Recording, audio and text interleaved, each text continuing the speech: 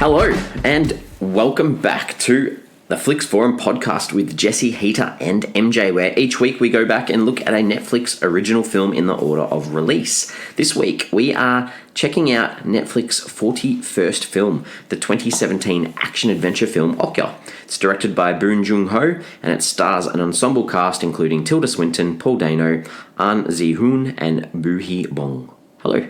Hey mates. Hey mates. I bloody love our intro music. It's so good. It's a good tune, isn't it? It's a really good tune. I should get it as my ringtone. Yeah. It just sounds, it's so refreshing. It is. So we like to kick off our show with a section we called Fast Flicks, where we do our own little summaries of what we thought of the film. MJ, go for it. Okay. A young girl goes on an adventure to rescue her best friend, a lab-born super pig, and discovers the harsh realities of the world in the process. Nice and fast. It was so hard. This movie was too big to fast flicks it. So there you go. That was a good one. Heater. So, a young girl tries to save her super pig after it is taken by an evil corporation with the help of animal activist groups and their charismatic leader. Different take. Good. I've gone, a worldwide competition to grow the biggest pig leads to a young girl needing to stand her ground and fight for her pig, which she loves dearly. That's good. I think that's the best one. So after watching this film, someone asked me about it. Like, what's it about? And I was like, gosh, I haven't How long have you got? And that's the thing, I'm like, I haven't written my fast flicks. And normally that's what I love about our fast flicks, is it really is that perfect elevator pitch for a film. But even when I was writing this, I'm like, nah, I can't do it justice. I'm just going to get something out there. But I liked yours, Jesse. That was good. Thank you. And as usual, we're going to spoil this film straight up. So if you haven't watched it and you want to watch it first, then listen to us later, I guess. A lot of people have watched this one, though. Yeah, massively. a lot. Massively. Especially compared to all the other films we've done. We can probably look at that now. Like, if you look at like sort of the consensus online, the audience on IMDb, it's had nearly 10,100 ratings. On Rotten Tomatoes, the audience. Sorry, Rotten Tomatoes audience, yes. Yeah. Oh, wow. Sometimes we don't even have enough. Sorry, Rotten Tomatoes audience. It's on 81% on 10,100 ratings almost. And then IMDb had, 73,500? 17,500. Awesome. Even Letterboxd had over 67,000. It's big. It's which is so, especially for Letterboxd as well. That's so much. Actually, we're probably like people who are watching like the Avengers and stuff. Like, what are you guys talking about? Yeah. But in context of Netflix original just films. for a Netflix original film, yeah. Context to everything else that we've looked at in 40 whatever episodes. Even the critics on Rotten Tomatoes, there was 216 reviews, which sometimes we're doing movies where there's like 5, 6. Sometimes we do user ratings on Rotten Tomatoes and you're like, it's a 40%, but there's only 8 people that have rated it. So Rotten Tomatoes, it's got 87% from the critics and 81% from the audience, so pretty high. It's got to be almost as big as we've had, to be honest. IMDb was 7.3 and Letterboxd is 3.7, so they're kind of just under that, but all around that really good mark. So in answer to the question you didn't ask, it's very positive. Consensus. Very positive. Very positive. So what else do we learn about this film? There's a few things I think we can probably chat about. Heater, what have you got? So it premiered at the Cannes Film Festival, and when it opened, it had the Netflix title card, and the audience, they booed it. They sure did. It's based on the French background with streaming content, it's not surprising, I guess, because they have these really strict rules on demand release from theatrical release. So I think it's like 36 months. Yeah, I was going to say, it's a really long, that's 3 years. Yeah. So you can't have something on a streaming service unless it's been out of cinemas for 3 years. Yeah. I think since then, even Cannes have said we're not going to show any more streaming films at the Cannes. Well, so this wasn't eligible to win awards at Cannes, was it? No, it was barred from receiving any awards because of it being a streaming film. We're still nominated for awards, but they were never going to. So to your point, Heater, then I guess there's no point showing. Why would you even show them if you're not even going to consider them? And then the other thing that sort of set the audience off there was that they showed the first 10 minutes of the film in the wrong ratio. And so then they started again, and a Netflix card came up again, and they got even more boos as well. Whose fault's that? That's got to be. That feels like a sabotage. It's a bit like if Netflix know that sort of audience are not going to like it, why go for it? And at the same time, if can't think the same thing, why are you letting them? I know. But how do you show it in the wrong ratio? Like, sure, you're all professionals there. That just shouldn't happen. Well, that's probably what happens when you're streaming, or maybe they streamed it. maybe. Starts buffering for a bit. What else? So it did have a cinema release in South Korea. So there was several independent theaters that it screened in South Korea, and it earned $2.1 million US dollars from just over 300,000 tickets sold. Yeah. From what I can gather, South Korea has similar rules in regards to theatrical release to streaming. Okay. So the fact that it was 60 cinemas was because they were all independent cinemas who didn't actually abide by those rules. Yeah. So they basically just said, "Yep, no worries, come on in." And before it hit Netflix, it did a couple of festivals as well, New York, Sydney, Edinburgh, and then went on Netflix. So they tried to get this one out a bit before it actually hit the surface. Okay. For good reason as well. I thought it was fun. Like, so Okja, to create the character, they used a combination of a pig, a manatee, is it a manatee? Manatee. Manatee, the sea thing, and a dog. Yeah, I can see all that. I mean, the obvious one is the manatee. Like, you look at that and you go, it looks like the face, I think they did on the manatee, and you're like, the size. Yeah. And the director had like a life-sized mock-up of Okja so that the performers, could maneuver around it while shooting, which I thought was going a little bit back to that old school sort of technology where you actually use puppets. Yeah, it would have helped, definitely. Because I think part of the appeal of the creature is its sheer size. Yeah. And It's the super pig. difficult to do that if you're just acting with effects. Yeah. And the director spent 6 months actually working with the designer to get the right look of the character too, which is a long time, really. Yeah. I'm happy to talk about that character later on because there's so many fascinating things about it and why I think it worked so well. Yeah. Okay. And so you see that animal liberation front throughout that are trying to support this cause of animal rights, and they're actually a real organisation. Yeah, they're real. Which I thought was cool. Which was good, yeah. Elf. Correct. What I have. So it took about a month to film and had a budget of $50 million. Okay. Month to film surprises me. That's a good effort. Yeah, that's pretty quick, I would have thought. They filmed in Seoul, in Vancouver, and New York. Yeah. All over about a 4-week period, seems like a pretty good effort. And the director became vegan while filming this. Did he really? Yeah, read in an Was interview. he already a vegetarian and then went vegan? Or I don't know. All I saw was someone did an interview with him and he was like, became vegan while making this. It's interesting, and this will be an interesting discussion point later on. I'd love to get your feed on this, but I honestly don't think that this was necessarily a really pro-vegan movie. I think it looks like it is, but I think there's elements to it that aren't necessarily saying this is what we should all be doing. Don't eat meat. So, but we can get into that later. Good. I'm looking forward to that a bit later on. Good discussion. Well, when I watched this film, did you not want to eat meat afterwards? Oh, I did. I did. I absolutely did. This movie connected with me, but I still didn't. Like when they're doing it at the tastings, I'm like, yeah, that looks good. So I didn't quite. I want some of that. Especially the fact that he's Korean and like Korean are like the biggest meat eating country in the world. They love their barbecue. It was nominated for heaps of awards. There were so many I just didn't even bother writing them all down. 13 nominations it got for 7 wins. I had 20 nominations for 7 wins. Well, there you go. Oh, which is probably the same. 20 nominations, 7 wins, 13. Yeah. We're on the same page. Okay. Yep. Yeah. Yeah, so it's still your big. 7 wins meant include the 13 nominations. Yeah. Didn't win. Exactly, yeah. We're on the same page. Yeah, so 7 wins and then 13 other nominations. Yeah, and then I'm on the same page. Good. The other thing that I picked, there's quite a bit of product placement in this one. Yeah, there is. There was a lot of Apple products. It's 50 million, Jesse. Yeah. Like, come on. Well, they needed some money to help. There's a Coke vending machine in the Mirando offices, and there was this, in the subway scene, there's Daiso, it stops on the logo, and Starbucks and the parade. Was there one point that Joon-ho had like a laptop and like really held up that Apple logo symbol for a long time, like a lot longer than was needed? Oh, like that iPad thing that he had. Yeah, I think so, yeah. So the first draft of this was written purely in Korean because the director is Korean but speaks English. But he got it translated into English via his screenwriting partner, John Ronson, who basically rewrote all the English dialogue and sort of polished it up and often at times created new lines. So it's interesting.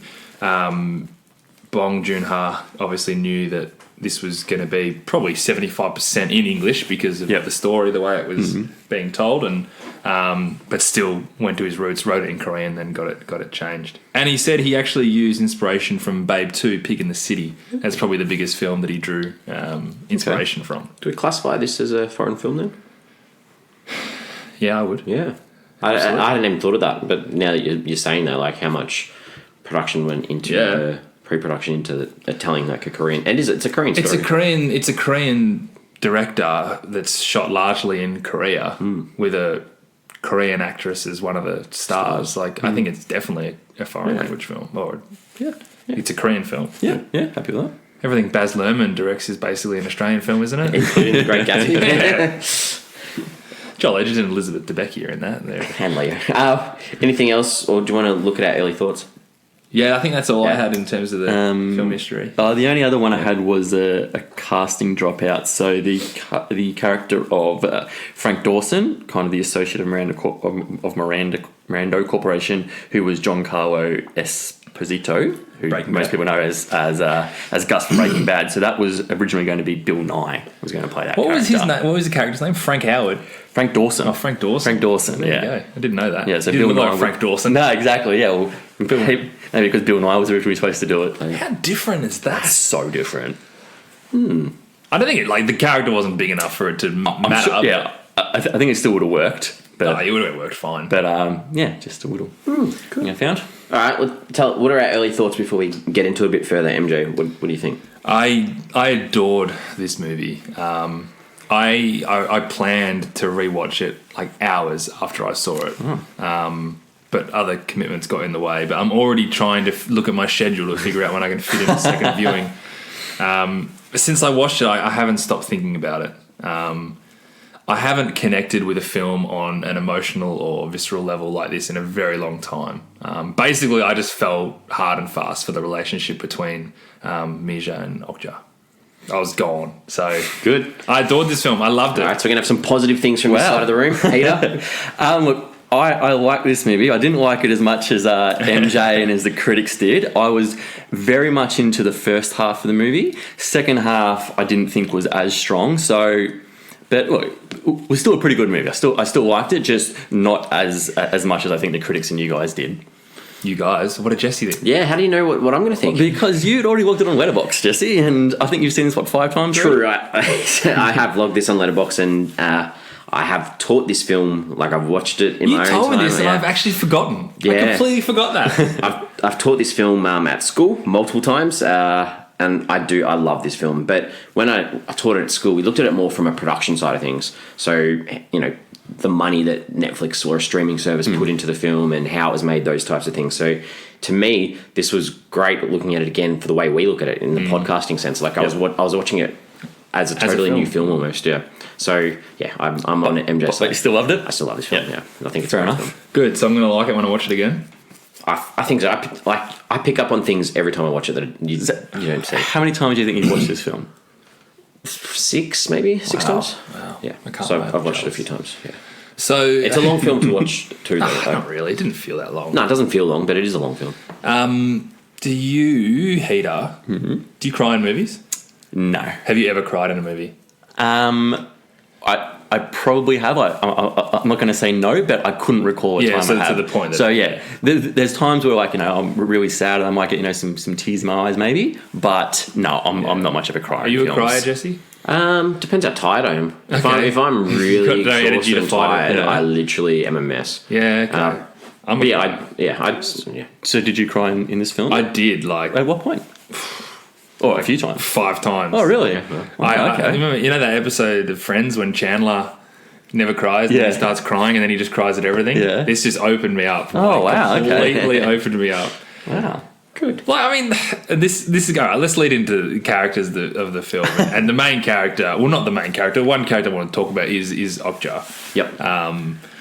But at the very start of this film that they're setting these super pigs up as food. Like so when you are introduced to Okja as a fully grown super pig, you know her fate. Right, you know where it's going to end up, and you kind of know where this movie's going to go. Yeah, and the fact that first scene with the two of them just completely drew me in, and I was obsessed with their relationship. I was just already on edge. Like, no, I know where it's going, and I couldn't. My little heart couldn't handle it for the rest of the time. So I'll get to the crying stuff later. But what I loved about Okja is not often, and I'm trying to think of this from other films, that we are introduced to a brand new species. and have them just exist completely normally within the world that we live in. So that was my immediate fascination with it. Like we get like alien invasion movies, or there's weird creatures in like, you know, Avatar in a different world, but this is just this brand new creature that we've never seen. We have no reason to believe it's real, but it just exists in our world, and that's quite a fascinating concept. That I think that's what drew me in initially, just looking at this creature and thinking, wow, I've never seen anything like this, but I'm in. I don't know what you guys think about that, if that crossed your mind. I think that, and obviously from what we said before, the time and effort put into making this character one that you could believe, like there was at no stage that I was thinking this is a CGI character. That's true. Yeah. Which I think if they hadn't spent that time on that, and the character like Okja looked a little off, or not quite realistic, or you know, you couldn't imagine the things that Okja was doing, then maybe it wouldn't have been as impactful. I agree. Looked really good. Looked really good. It was fantastic. So what made me care so much about Okja is how cerebral she is. And like for any animal lover, and I've got dogs, so I've got a bit of a soft spot for animals in that sense, but you tend to like love and care for animals in films because there's this like helplessness to them in the world around them, and you just want to help them. For Okja, she half like falls into that category because she doesn't necessarily know what's going on and what she can do to save herself. But she's smart enough, and she knows that there's something wrong, and she understands and can sympathize and care and love, because you learn that like straight away. So this whole time, like, I'm not thinking about this, you know, say like a lion or a bear that you know is in trouble, but it doesn't really know. But this they show this cerebral level to this species that reminded me a lot actually of E.T. in that sense, that like the relationship between Mija and Okja was a lot like Elliot and E.T., that it's this foreign thing that doesn't quite know what's going on, but you know that it feels and it loves and it cares. So what was the first moment that you had this feeling that Okja knew what was going on? When she's hanging off the cliff. Yeah, Falls off the cliff? Okay, that's what I was going to say. The camera work there does it perfectly, because it's like you're Okja and you're looking at Okja's sussing out what she do, and it happens. Yeah, she sees that branch, but she's stressing. She's genuinely stressing. Like, she's like struggling, like to stay up on the actual thing and to grab the rope, like to stamp on that rope to hold it. But I mean, even to the point where she actually understands everything that Mija's saying to her. Yeah, and it's almost like the time that Okja takes, it's almost like a self-sacrifice. Like it's like, I need to go. Exactly. Yeah, you know, like she sees that branch, she goes, yeah, I can save her by doing this, and I'm going to fall, and you know. So the other point, and this, I had to look into this because, as you can understand, I connected very emotionally. You did. Sounds like. And so I'm like, why do we care so much about something that's cute, right? And this is in life as well. When you see something cute, you're like, oh, that's cute, and it's a nice feeling. So I think I googled like the emotional response to something that's cute, and because you know what, there's got to be something more to it. And I think this is almost like a cheat from Bong Joon-ho, because he's just like, I'm going to make them connect the hell with this thing because it's super cute. So when you encounter something cute, it ignites fast brain activity in regions such as the orbitofrontal cortex. This is not important, but which are linked to emotion and pleasure. It also attracts our attention in a biased way. So babies have privileged access to entering conscious awareness in our brains because you're so used to seeing something cute, seeing that it emits that feeling, but then you want to sort of help it and save it because you know that they sort of need that. So I honestly think that he's accessed this little cheat code that he's going to connect emotionally with the character because he's going to overload it with cute. And to me, it was so cute and it was just so endearing. And it's a totally different for you then. Yeah, like it absolutely works. That's why I had to look into this. Yeah. I'm like, why am I feeling this way? It's not even real. You got me in. But that's 100% right, because if they had have made like an ugly creature, that connection's not there. Exactly at all. Right. And that he knows exactly what he's doing. And like she was cheeky, and the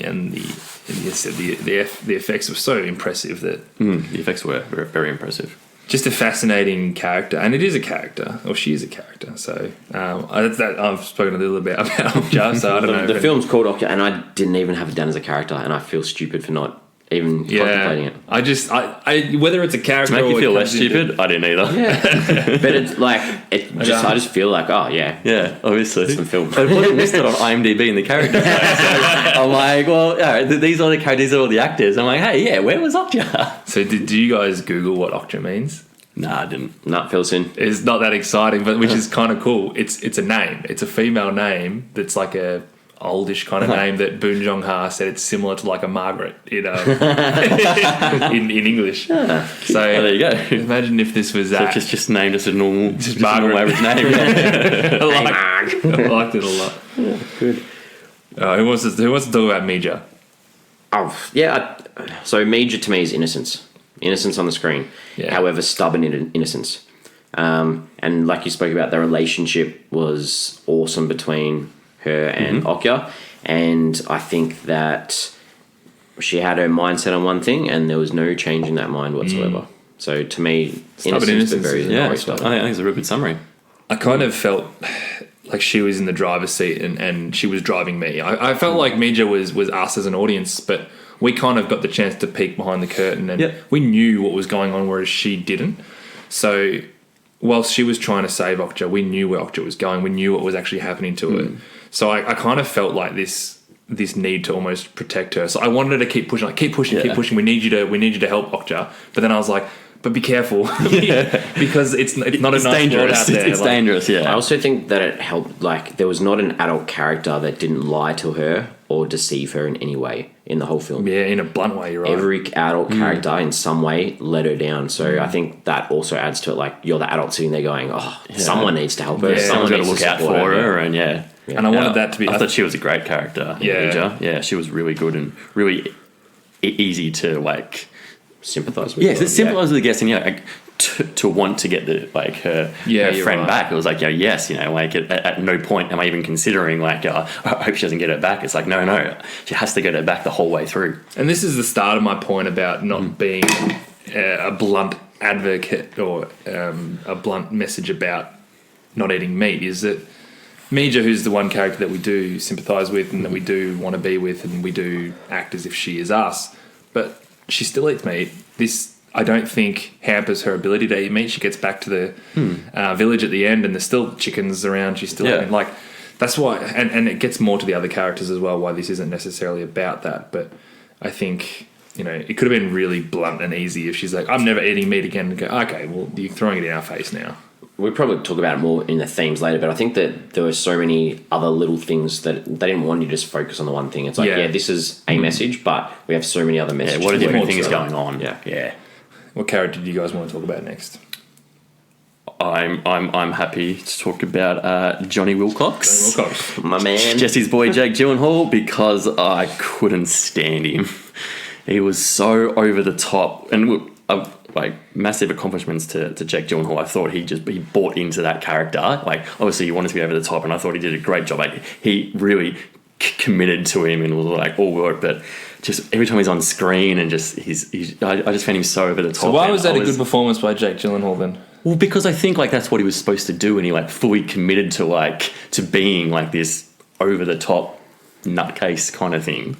But I just didn't like watching his character. He just really annoyed me with that. He was just so loud and out there. Just it annoyed me watching him on screen. What do you think, mate?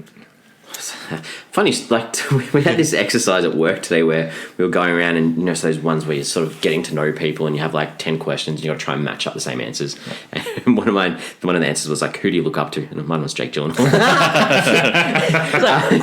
I know that you love him. I know that, and I do too. Like I've seen plenty of movies that I love Jake Gyllenhaal in, and as I say, I don't think his acting was bad. It was just his character and wasn't something that I liked. And I think. So they set it up. The first time you see him, he comes up on the mountain and Mija says to him something about like, can I have your autograph or whatever? And he makes some comment about like, I'm still popular here or something. So they tried to make you feel for him a little bit, but then shut it down straight away. And at least they didn't just make him this bad person the whole time. So it sort of showed you that, and he makes a comment later on like, I actually love animals, but it's like what sort of pushes him to do these things. So I thought, even though he didn't have a massive role in the film, but I thought there was enough there to sort of say, okay, you understand why you need this character. You need someone in there to be the person that does the work that no one else wants to do. You see him in that room with the Mirando, all the bosses sitting there, and literally they just say, sit down, you deadbeat. Like, well, 10 years ago when you first introduced to him, he's the man, right? Yeah. He's like the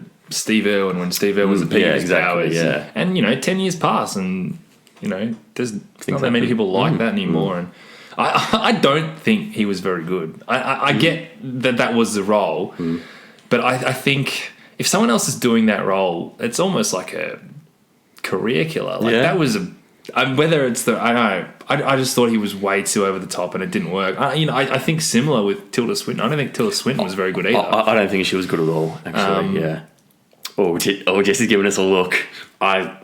Really? You didn't like Tilda Swinton? Not necessarily. I didn't like her at all. Just the performances. I don't think either of those performances really worked. And They're the types of film, they're the types of roles that you identify with her as. And I thought that you didn't need. What else did you need from her to get her as a character though? Well, I think we still you got her as a character. I just didn't. You couldn't have someone just playing that character as a normal a character, because you might find these qualities in them that you like a little bit. You needed her to be that over the top. And it's if you've seen, we haven't, and if you've seen Snowpiercer, we haven't spoken about the director's other work yet, but Snowpiercer, she has a very similar role in that film as well. Yep. And I think that you get this through her, that she just represents greed, capitalism, and rivalry. That's what you're meant to get from her. You're not supposed to get anything else. You're not true, and no human element to her, really. And her first line is something about, I respect humanity. And then you know that she doesn't. And you're like, no, you don't. No, and you can see it from that first speech she does, because you've got that Frank guy in the background just mouthing the whole thing. She's literally just this puppet, and you don't need anything else about her. What's the one thing about that speech that stays with you? The one at the start? Yeah. Her braces. And no, about the actual dialogue. What's the one line that stays with you? I don't really have one. I don't know. To me, it's the last line when she says, "And it better taste fucking good." Yeah. That's the one thing that stays with you. Because at the start, you're just watching this sort of propaganda speech, not thinking much of it. Then you're like, "Oh, okay, you're gonna kill this animal." Yeah. You're talking about how great it is that we found this special animal, and now you just want to eat it. I feel like she represents this thing where she, while she's talking about how she's a change from her sister who used to be the head of the company, herself can't handle change. She can't handle anything that doesn't go to script and doesn't go with the flow of exactly how she wants it. But don't you think it's interesting that those sisters who go about things in completely different ways are going to get to the exact same point? That's a reflection of capitalism or consumerism, or however you want to look at it, is that there are many ways to get there. These characters both are very single-minded in the way they do things, but at the end of the day, all they want to be doing is making money and killing these animals and being profitable from it. So to me, that's a good. I found that interesting about it. Yeah, I don't think. I just found the chemistry that she had with the other characters was just a bit off, and I can't not say that there's an element of the acting performance in that, and I found the same with Jake Gyllenhaal. Not that they weren't terrible. I just didn't think they were great, considering when you go into this movie with them two names, you think they're going to be the two best performances of the film. But to Lucy Mirando's point versus Paul Dano's character Jay, they're the two extremes, right? You've got the capitalism, consumerism type. This is what I want to make money. We're bigger than the government because they have control over the police at the end, versus Paul Dano being like, no, we want to save animals, protect the world, rah, rah. And they're absolute extremes. And at the end, neither of them are right because they're not balanced. Neither of them are balanced at all. Whereas Mija is balanced. But so they have this kind of ability to represent either side of it. And that's why I think this film isn't necessarily about one way or the other, because Paul Dano's way is completely flawed as well. Like even at the end when he just puts a cigarette out at the end because he's like, you shouldn't be doing this, Kay. This is the guy who bloody saved his life. Yeah. There's so many things about him. After he's beating him up. He's so wrong. He's so wrong, but his intentions seem good. And I think he's got a good heart and good intentions. It's just that it doesn't always work out that way. I think it's easy to forget and think that he's like a hero saving the day, where it's like, well, hang on. I don't think the director's saying that his way's the right way. And we shouldn't eat animals or eat meat. I don't know how well I articulated that, but that's kind of just the way. Yeah, that made sense. I thought the rest of his crew, Kay, Red, Silver, Blonde, they could have all been one character almost. I didn't think, I know you need... you kind of have to have more people for the jobs, but, I mean, you didn't really get much out of... Besides maybe Kay was the only who worked as the translator. Yeah. But he was probably the only other one that did have that balance to him. So when he lies and says that, yeah, she said it's all good, we can take Okja. And then Jay says, well, hang on, we shouldn't be doing that. That's not the way we do it. But it was probably the right thing to do for the cause. And I like the fact that Kay, here we go, letters. Kay also has that balance to him. And I think that's why he worked as a character. He's the one that comes back at the end because he's like, yeah, he beat me up and I didn't do the right thing by ALF. But he still comes back. It's the right thing to do. It's the right thing to do. He still believes in the cause and stuff. And like, I guess, and then like even the contrast to Silver, I think, who just... like a very small character, but I think most of the time he wouldn't eat. Like he just refused to eat anything. Whereas like this is definitely not the right way to go about it. Like exactly you can believe in animal cruelty and all that kind of thing as much as you want, but to the point of not eating where you're so weak, like your friends have to carry you around, it's not the extreme that you should be going to. Yeah, I agree. Two quick other little characters because we probably need to move on, but we need to move on. Let's indulge. Grandpa. He was just this. I feel like he was like representing traditional Korea, and sort of that versus the rest of the world and the emerging world, and how does this clash of like the traditional sort of life that some people still want to live? How does that get along with this new world with technology? And you could see that in the opening scene. You got near the opening, you got the TV that's banging. Like he has to bang it to get it to work. He's still pumping water. Right, his little sound system. His sound system at the top. Come home for dinner. And, he's like wants Mija to meet a boy, wants her to get married. Like I thought that was a nice little thing to have in there to sort of keep this film based in its origins, I guess. It's true, and he was out of his depth as a guardian. Yeah, absolutely. The fact that like he let her just run away to the city, and didn't really put up much of a fight. Not at all. I also liked after he'd lied to her. That was tough. Yeah, like what do you do? I'd written down. I wasn't too sure. He's kind of a bit of a dick there. Like I just thought as well. Like it might have just been kind of that because he was speaking in Korean, so I didn't understand it. But I felt like he was laughing as he was telling. Like, this is a real serious moment where you're telling her that she's lost her best friend forever, and I felt like he was kind of laughing the whole way through it and just trying to blow it off as like nothing. And I'm like, that's really not the right way to go about it. We knew what was going to happen. Exactly. That's the hard thing. Yeah. I was like, dude, just do it. Last one I want to talk about was that Mundo guy.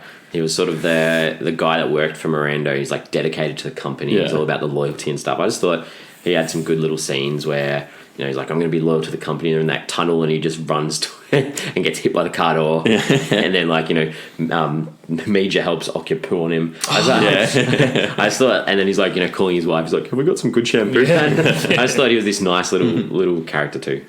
Is there any other characters you want to talk about? I'm good. No. All right. Let's have a look at... we'll talk about the director, I guess, because I think I mentioned Snowpiercer before, and another sort of one that has heaps of themes and heaps in it, and I really enjoy that film. I don't know if you guys have seen it. I've seen it. I haven't seen it, no. I really like Snowpiercer. It's about like a train, and each carriage is a different class in society. A train that they basically live on for years and years and years. Keeps going around the world because the rest of the world's like frozen. Yeah. So that really like that film as well. I haven't seen The Host, which was his previous film. And Mother's the other one that seems to be getting a lot of and the one at the moment that everyone's talking about is Parasite, which is doing the festival rounds, and everyone's saying it's an amazing. It's doing film. the rounds now, is it? Yeah, it's doing the rounds right now. So really, really keen to see Parasite. Yeah, I mean the two films that I've seen him do are excellent, so that's enough reason for me to seek out more. All right. Do you want to talk about any acting roles or? You know what? It's interesting that they had quite a big cast. That I didn't, and it didn't bother me. I'm not the kind of person that if you got a big star, you need to use the big star. But they're all smallish roles. Yeah. Which was interesting, and it makes me think that maybe these actors really wanted to do this film. Yeah. The messages behind it probably more than the roles. Yeah. All right. Let's look at some scenes. What did we like? I kind of touched on it. I love the introductory scene with Okja and Mija. Like, straight away, I'm like, best friends. They've got this really beautiful lifestyle, and the scenery was awesome. And obviously, when Okja saves Mija from the cliff, and you learn how clever and sympathetic Okja is. Mm-hmm. Yeah, I could have watched a whole movie of them just frolicking in the forest. I had that down there too, because I was like, while it was prolonged, I thought it was needed. Like, it was massively needed. The relationship was set up so well, and just the picking the prickles out of the foot, the hunting together, the cliff scene, overcoming these troubles together. And, even just the tiny little details. You see Mija, when Okja catches the fish, she throws like the little baby one back in the water. And it was just nice. And that's the thing, I was gone emotionally. Because I'm like, this relationship is getting broken up. So he created it really well.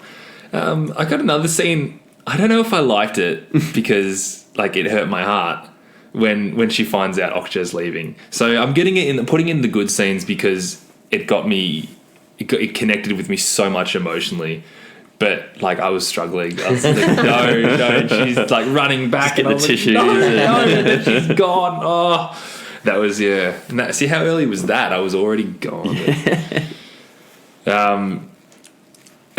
I wrote this one down. I can't really remember the context, but when they were in New York and Lucy Miranda was making her speech in front of everybody, and they're about to show Okja to the people, and she says something stupid, and the Aussie bloke who was hijacking the feed just sits there and goes, "Lucy Miranda, fucking idiot." I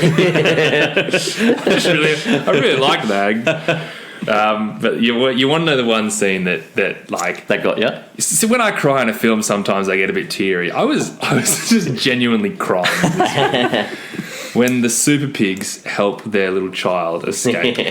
And they push it through the fence, and then Okja hides it. If I wasn't already tipped over the edge, I was completely gone by then. Like, these animals are so clever and cerebral, and they understand like how if you saw cows in that same situation, and I'm nothing against cows, but if you saw them in that situation, they got no idea what's going on. They all started moaning, and they knew what was going on. And when Okja was when he had the gun to Okja's head and she was in the case, oh man, I seriously was probably just talking like, don't do it, like don't. This movie got me, guys. It really did. So it could take over. I mentioned it, like I really liked that setup with the grandpa too, how isolated they were, and the TV and that sort of stuff. And then when Johnny comes and Midge is so impressed with the laptop he's got, I just thought, that makes you feel the culture then. So as soon as she hits the city, we know it's going to be a shock. And you saw that, like, there was this awesome high angle shot of her there's these crowds of people working, they're all in the greys, walking, and then there's just her in the red. And then, like all these little things that she would never seen before. She has to pick up the phone to dial through the security. She runs at the glass window and that was actually really good. That was just like it's one of my good scenes. Her trying to jump through the glass door. I need to get away in. It was funny as because these are all things that she probably has never seen before. If she's just been in those. What the hell is this glass door? I can run through it. I thought that scene was great. Yeah. I also liked when Okja's in the truck and you've got her running in these parallel streets to where the truck's going, and she's just chasing it because she doesn't want to be separated from Okja, which is cool. And the same again in that subway scene. That was so well done. That was really cool. Just the Okja running through, knocking all the shelves off. It was just filmed really, really nicely. I spoke about the truck driver that was driving Okja. He was great. I really like there's an interview scene where where he's on the TV and he's getting interviewed by the news and they're like he's like, Miranda's fucked, not me. They work for that. And she worked for him. He's like, I don't care. Like, he was really good. The truck driver. Figure him out though. I was like, I thought he was in on something at the start. Like just some guy who couldn't care less about his job. Like MJ said before, the scene where they walk through those caged pigs and at the end, it was just devastating. So I agree with you on that. Did you cry? I didn't cry. No. Oh, Jesse. But I have seen this like 5 times. I know. I'll cry again. We've mentioned this before, but there's a scene where Johnny just takes that extract of meat from Okja and then it's just a quick cut to the sizzling fry pan. I thought that was really well done. And the people trying it. Yummy. Yeah. The parade I thought was visually stunning. Like it was just so well put together with all the people and the floats and the colours. And then, sort of intertwining through the ALF people who were sort of scattered throughout. And then when Jay goes into the hotel room with his little signs to say sorry to Mija. Just like Love Actually. Oh, that was cute. And the violence at the end, like in the streets and the parade, the sound cut, and you could feel the pain of each of those beats that those people from the Elf were getting. Wasn't expecting that. No. And just from a filmmaking point of view, that scene with Nancy and Lucy together, it's that one scene where you've got Tilda Swinton playing the same character in the same shot, and it was just cleverly done from a filmmaking point of view. Was that her in Hail Caesar? I think she plays the same character. She plays a twin, doesn't she? Yeah, she does. God, that's her thing. Cool. Yep, that's me. The only other ones I had were the terrorist kidnapping scene, or not terrorist kidnapping, but the AOF kidnapping scene in the tunnel. Just how nice and friendly they were. They opened the doors like, hey, we don't want to hurt you. No, we don't want to hurt you. I found it really funny just how nice they were trying to be about trying to kidnap a pig. But they did hold guns at them. Yeah, they did. But they're like, yeah, we don't want to use them. But like, nice. And then that turned into how the truck driver just couldn't care less. He's just like, whatever, I don't care. You like it when they got the umbrellas up to... Yeah, that was pretty cool, yeah. Subway. And the only one as well, I really actually did like the post-credit scene as well, where he gets out of prison and they're on the bus and everyone's putting the masks on and, and straight back into it. I like that post-credit scene. Even the old bird on the bus. Granny. Yeah. She's looking around going, what is going on? And then someone just hands her a mask like, okay, I'll join in. What do we like? I really didn't need to see the pig rape scene. Yep. I probably just didn't like that whole scene, I think, where Johnny Wilcox is drunk and there was the phone call. And again, he was really just over the top with it all. And that whole kind of scene in that little area there, I didn't really like that whole scene. It's hard to watch. Yeah. The one thing I didn't like about that scene was he said something along the lines of like, when a woman humiliates a man's inclined to make his own something decisions. like that. That was a bit Yeah. yuck. Yeah. Yeah. But this was off the back of... him getting shut down. Yeah, he getting shut down. Lucy. Yeah, he was drunk. Yeah, I just found that whole kind of scene there just not great. Yeah. Yeah, the worst one for me was that scene in the office when they decided that they wanted to use Mija as a marketing ploy, whatever. And I just thought she was kind of off tap, and her co-workers were all a bit weird, and then Johnny walks in and the whole scene just didn't work for me, and it was Gyllenhaal overacting and Tilda Swinton overacting, and it was just clashing for me, and it just and I know that led into the next scene about that quote you just said then, Jesse, but that was probably the one scene for me that I was like, nah, not working. Yeah. I had very little that I didn't like. Yeah, the one thing that I didn't like was that whole thing with Kay and Mija. I just didn't like the scenes with them together with this translation and him obviously setting her up, translating the wrong thing that, she just wanted to take Okja home. And then like he has this line to her like, oh, you should learn English, it opens new doors. And the follow through with the tattoo that he had as well, it just didn't really sit with me. What was the tattoo, sorry? Because he had the tattoo at the end on his arm, which was like something about like English, like translation is key or something like that. But did you? I'm not sure where I read what he actually says when the subtitles say you should learn English opens doors is not actually what he said. I was just going to say that I read that as well. Like, here we go. That's what they say in the subtitles, but he says something else. It's a deliberate mistranslation of the English subtitles when Kay is about to jump off the truck. Yeah. So his parting words are, Mija, try learning English, it opens new doors. What he actually says is, Mija, also my name is Ku-sun Bum. And it's like a deliberate because it's not subtitles that you turn on, it's subtitles as part of the film. Yeah. So it's deliberate mistranslation, and one that would only become apparent to those who can speak both languages. So it says here on IMDb that the mistranslation is a clever subversion of the supremacy of English. The subtitle is a command to learn English, something every Korean student has heard throughout their life. But to actually understand what Kay is saying, you would have to know Korean. Okay. So it's a more cultural thing for Koreans that they'd get this whole... Yeah. It's interesting. Cool. And the irony of him saying you should learn English. Yeah, because that's what they hear at school all the time. So okay. Interesting. Cool. All right. What was the film trying to say?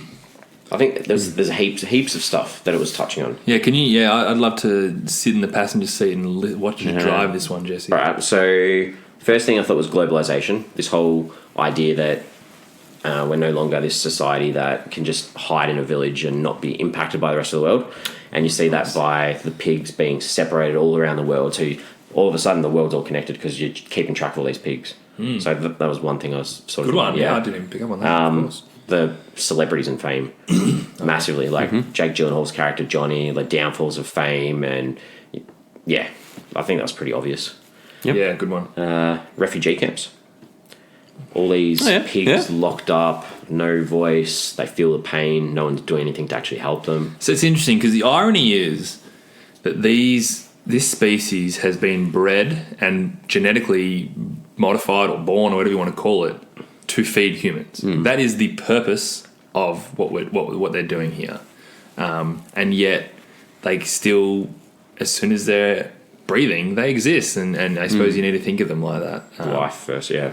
So obviously genetically modified food as well. That's like, is it something that we should be doing, or are we interrupting like the actual food sources that we have? Because I read something somewhere too where it was saying that as a society we need to cut back on meat production because the UN's actually put out a report saying we eat way too much meat for what humans actually need to consume or kill. Is that right? Yeah.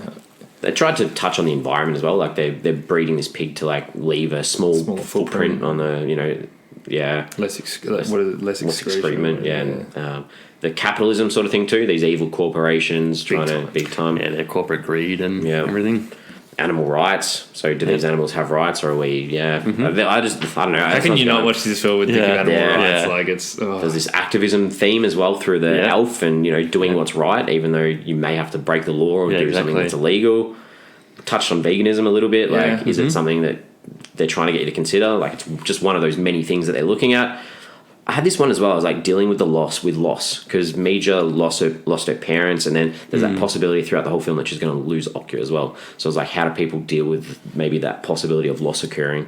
So the biggest thing that she loses, and she does lose this, is her loss of innocence. Yep. So she goes on this journey to get her best friend back, and in the process, she learns about the world. She finds out the world's full of the last thing I had there was growing up. Mistrust. Yeah, exactly. Yeah, innocence is completely destroyed. Yeah, learning what the world's like out there, really. Yeah.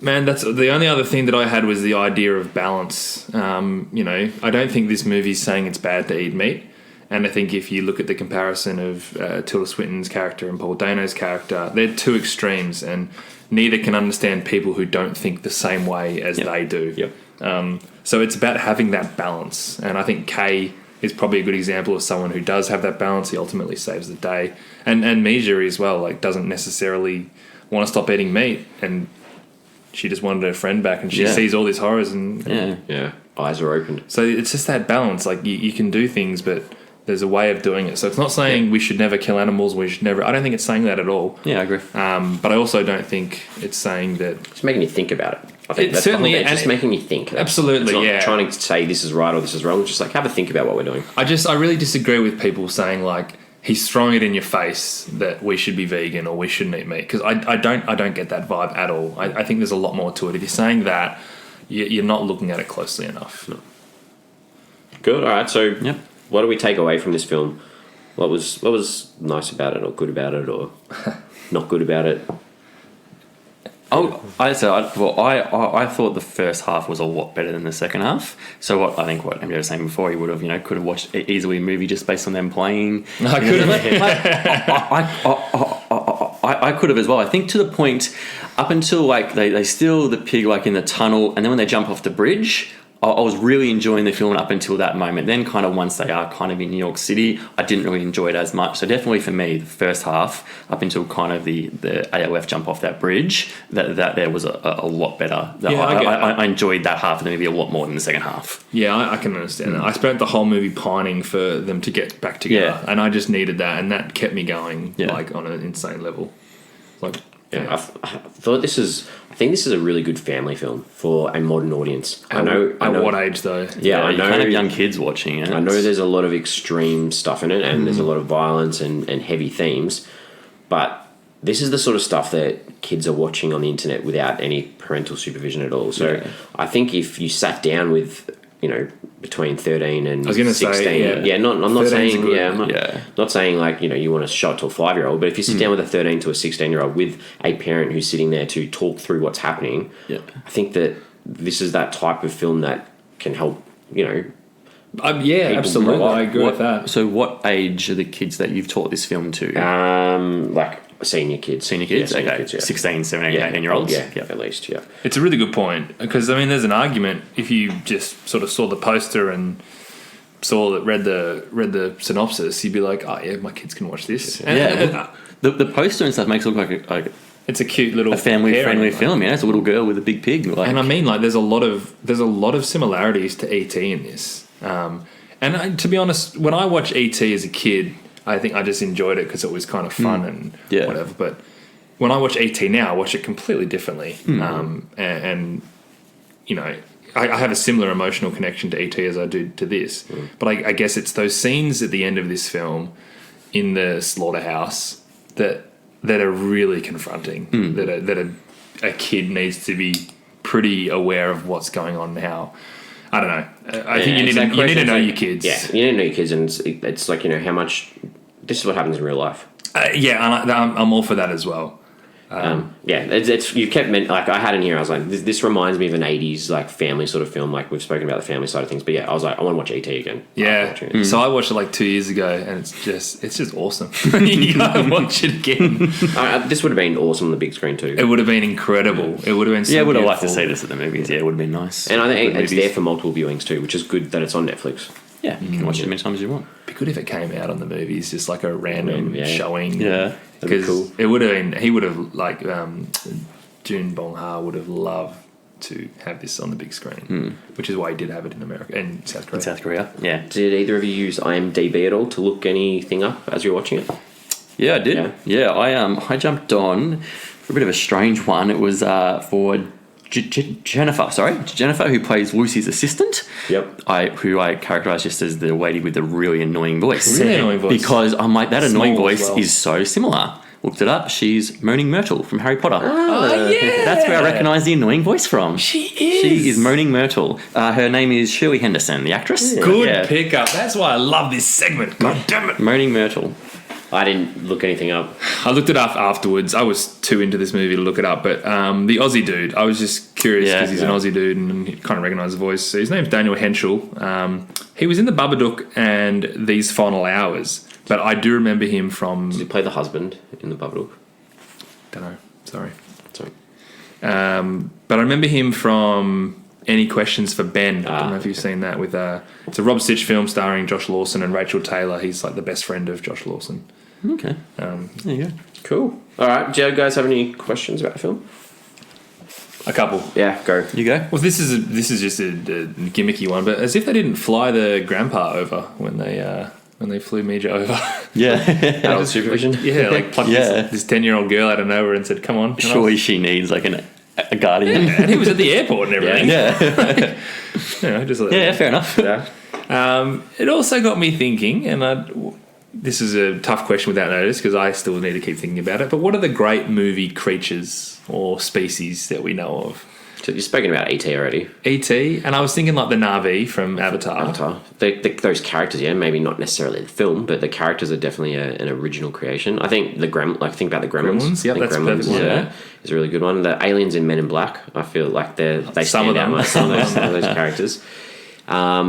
That's a really... It's a good question. It's a good one. Because I would like to think that in 10, 20, 30 years' time, you think of Okja as one of the great movie creatures. Yeah. Well, you mentioned the Babadook before as well. Babadook's a very... Well, there's plenty of horror. there's plenty of horror. The But ones. Chucky. Like we watched the Thing a couple of weeks ago, Thing? but both me and you, yeah. Yeah, that's probably a good one. That was a good one. Yeah, the never-ending story, the big thing that they Yeah, fly you got on. the big- What's his name? I can't think of his name. Oh, man. It's gonna bother me. Yeah, I think there's heaps. Quite a few. I'd like to see like a BuzzFeed article on this. Great movie creatures. Well, and I like the Muppets straight away too. I'm like, you think about you got a whole cast of awesome characters in the Muppets. Okay, Muppets are, yeah. Yeah. I guess I don't think of them as creatures as much as... Yeah. Frog, a bear. No, yeah, I know. I think they kind of like work in new society as if they're creatures, like normal people. Fair enough. Anyway, just something fun. That That's good, yeah. Anything else? That's the only question I had. Did you think the film had a happy ending? Good question. So you see Okja at the end, back home with the little child one that they've smuggled out. Mage's happy. Mm-hmm. Just ignores everything else. I think it's not an ambiguous ending. It's happy in that sense. Yeah. But Mija comes home a completely different person. Yeah. I needed them to come home together. Like I really need that would have been a changed. mess. That would have changed how much I enjoyed the film. I'm not even joking. And I'm all for like a happy ending with the right a non-happy ending with the right message. Yeah. But I think it does a good job of saying both things. I actually read Bong Joon-ho say the alternative ending was actually that the people from the ALF swarm the slaughterhouse area and free all the super pigs, which I think is almost a little bit too blunt. It's probably a bit too much. Yeah, I would the have thought. 80. Yeah. Yeah, a bit too heavy. It's Yeah. another good species. Yeah. Nice. So yeah, I'm giving it a happy ending Yep. with a but. Yeah, was reasonably happy. Yeah. I reckon I'm going to know your answer for this, MJ, but I just had this thing in my head. Was Mija a positive character? Because I feel like she was happy at the start. She's gone through all this stuff. I don't know if she's ever going to feel that happiness again. And she was negative and firm throughout, and she was this child, so it was coming through these eyes of a child. But at the end, is she truly going to be a positive? Yeah, I mean, I guess this really is that loss of innocence, Yeah. right? But if anything, she shows that she's a fighter. Yeah. And that's a good attribute to have. But she's not the same. It's sort of like that post-credit scene sort of annoys me a little bit, because you see those guys are still working, and it's like, well, what does Mija do after this? Like, is her eyes open and she wants to like help these guys now, or I don't think she or is she still just back to where she was before, playing with Okja? Was she an advocate for animals, or was she wanting to get her best friend? she an advocate for herself? I think it was more she wanted her friend back more than the animals. She just wanted, she probably didn't see Okja as an animal. She just saw it as that's my best friend. That's what the grandpa said. We've done well here, the two of us. She's like, three of us. Yeah. 3 of us have done well. I got 2 last little ones. When they're flashing on the screen, they're like, YouTube search mirandoisfuck.com. I'd never actually done that, even though I've watched it a few times. So I did it. But you did? So I did it. So there's actually a video on YouTube. It's like a 60-minute clip, and it's got the elf characters. 60 seconds. Oh. Did I say What? Yeah, you said minutes. 60 seconds. They have committed to this marketing. Wow. There's a 60-second sort of clip, and it's like, the elf characters all in the camera sort of talking, and then it's got like this link to this website, and you click on the website, and it's just these like images. It's just a rotating picture of Lucy like with her face on an animal's body, and it was quite cool. It was quite a cool little extra sort of scene, I guess. I like that. Seeing as you don't get DVD extras because it's not on a DVD, it's nice to have something else that you can Be look at. interesting to see if there was any kind of marketing campaign around the film that touched on that, but maybe not, because you kind of have to watch the film to get that, don't you? And like I said, I was watching this. I think this is the first time I've actually watched the post-credit scene. Oh, okay. Oh, really? Yeah. It is not like you at all. I know. You normally stay around. So just in that case. was a nice little surprise for me at the end. We do have a segment, Did My Dog Bark? Oh. And I was worried about this from the start. Yeah. Like, I knew that there was... Food on TV. This could have been very I knew there loud was this watching big for you. creature who was going to play a pretty prominent part on my screen. And I want to say I was pretty proud of Todd, my dog. He was curious with Okja at the start, and he was a bit growly and what's going on here, what's going on here. But eventually he kind of got used to her and just let it go. Good. I think he just knew that she was one of the characters. So. Otherwise, that could have been a very Yeah. noisy 2 hours for you. I would have had to wait another time to watch it. All right, so let's wrap this up. We like to give our films a rating out of 5, where we go around the table and then give it an average, so we get an overall Flix Forum average. Heater, what do you think? So look, this film, it didn't appeal to me as much as it did, it sounds like, a lot of other people, and I definitely didn't connect with it as much as MJ did, but I still thought it was a pretty good movie. As I said, I enjoyed the first half. Second half wasn't as interested in, but it was still, it was a pretty solid movie. I gave it 3 stars. Good. MJ? I hated this. Nah.